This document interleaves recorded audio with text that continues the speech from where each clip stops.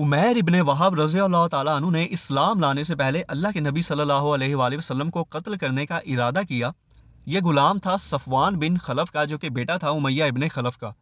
صفوان نے اس سے کہا کہ محمد صلی اللہ علیہ وآلہ وسلم نے مجھے بہت تکلیف دی ہے، جنگ بدر میں میرا باپ بھی قتل ہو گیا ہے۔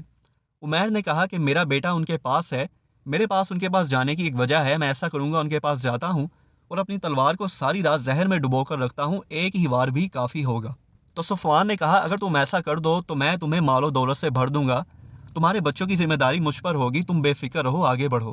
عمیر ابن وہب جب مدینہ پہنچتا ہے تو سیدنا عمر بن خطاب رضی اللہ تعالیٰ عنہ آتے ہیں اور کہتے ہیں کہ یہ تو وہی شیطان ہے جس نے بدر کے دن ہماری تعداد کا مشرکین کو بتایا تھا۔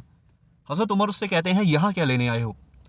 تو وہ کہتا ہے کہ اپنے بیٹے کی رہائی کی گزارش کرنے آیا ہوں، جو محمد صلی اللہ علیہ وآلہ وسلم کے پاس قید ہے۔ سیدنا عمر نے کہا تو پھر یہ تلوار کیوں لے کر آئے ہو؟ اس نے کہا اس کے ہونے سے بھی کیا فرق پڑتا ہے، اگر اس سے کچھ ہونا ہوتا تو وہ جنگ بدر میں ہو جاتا۔ اندر سے بلال رضی اللہ تعالیٰ عنہ آتے ہیں، وہ کہتے ہیں یا عمر، اللہ کے نبی نے اجازت دے دی ہے، اس کو آنے دو۔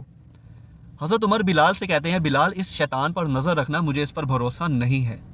جب عمیر اللہ کے نبی کے پاس جاتے ہیں تو آپ صلی اللہ علیہ وآلہ وسلم نے اس کی اور صفوان کی آپس میں جو باتیں ہوئی تھی وہ ساری اس کے سامنے بیان کر دی، تو یہ اس قدر حیران ہوئے اور پھر اسلام لے آئے۔